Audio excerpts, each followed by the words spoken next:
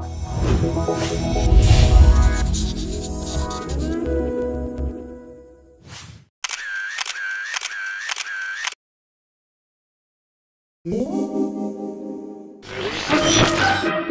great scientific experiment begins. Try another frequency. What is it? Something's jamming the wavelengths. I think it's time to get serious about this.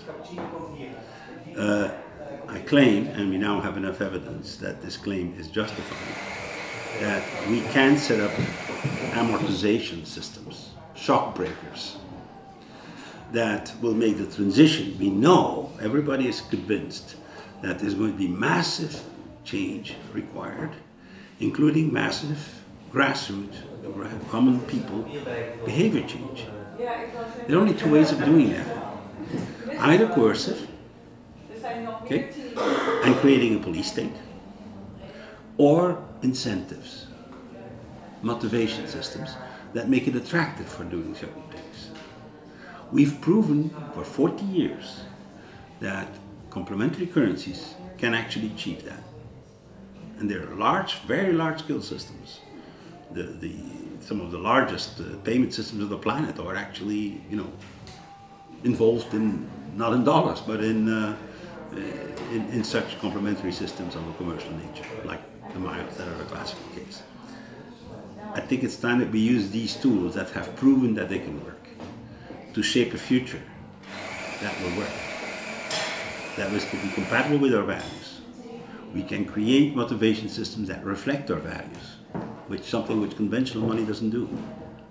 So it actually creates a whole range of new possibilities, of new opportunities.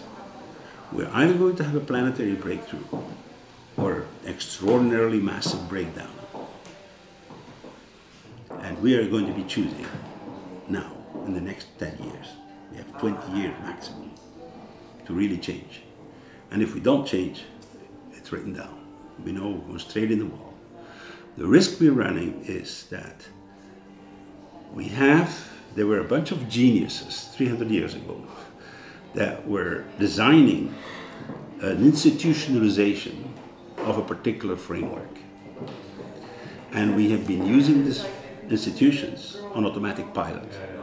Everybody is doing their job. Central banks are doing their jobs. ExxonMobil is doing its job. The governments are doing their jobs. The parliaments are doing their jobs, and we're walking straight into the wall. Well, let's take our distance from it. Is that where we want to go? And if we don't want to go, why not use information age tools to actually do something? And whether this will work or not doesn't depend on me. It depends on you and everybody else who listens to this. So you have the power to control your future, or let it decide for you. But we know now it's not going to be pretty if we don't change. The reason I'm interested in money is because it's the most powerful leverage tool for large-scale societal change. It's a leverage. Let's use it consciously.